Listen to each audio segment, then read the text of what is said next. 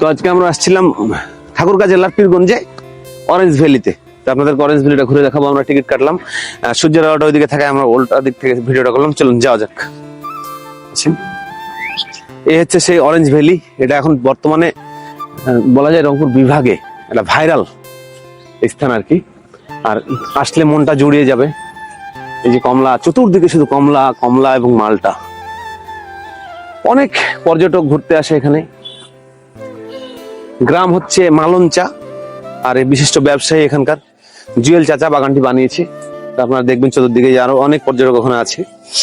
এবং এই মালটার বাগানে বিদেশি স্বাদ, এখানে অনেক লোকের কর্মসংস্থান হচ্ছে। সব মিলে খুব ভালো লাগলো। চলুন বাকিটা ঘুরে দেখাই আপনাদেরকে। আপনি এখানে সরাসরি কিন্তু কিনতে পারেন। এই দেখুন, এই যেখানে অরেঞ্জ, এবং এখানে কিনে এবং খাওয়া যাবে, নিয়ে নিতে পারবেন। বাজার থেকে সমমূল্য প্রায়। বাজারটা দেখানোর চেষ্টা করুন।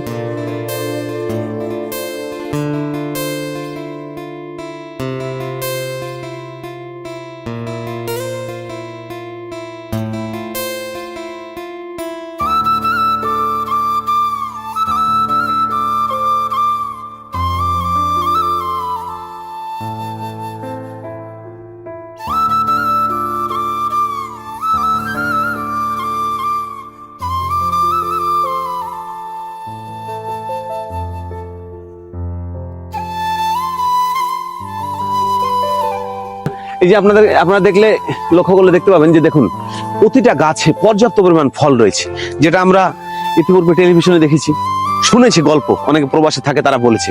কিন্তু আপনি যদি এটা স্বাদ নিতে যান, অবশ্যই আপনাকে এই বাস্তবে আসতে হবে। মালঞ্চা গ্রামে পীরগঞ্জে ঠাকুরগাঁয়ে, মানে আমার চতুর্দিকে যেদিকে দেখছি একটা লোভনীয় অবস্থা, মানে পারছি না পেড়ে খেতে, কারণ অবশ্যই এখানে আসলে কোনো ফলে হাত দেওয়া যাবে না। এটাকে আপনাকে সতর্ক থাকতে হবে, নাহলে কিন্তু আপনার 1000 টাকা জরিমানা হবে। জরিমানা হয়ে যাবে যদি পারো মালটা এবং কমলা। আমি এখন যেটা দেখাচ্ছি এটা কিন্তু মালটা।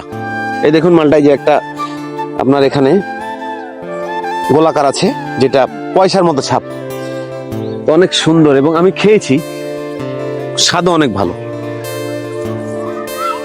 এবং এখানে কিন্তু খুব কড়া নজরদারি, সবসময় পাহারাদার, সিসি ক্যামেরা। এই যে এক ভাইকে দেখতে পাচ্ছি, উনি এখানে দেখছে।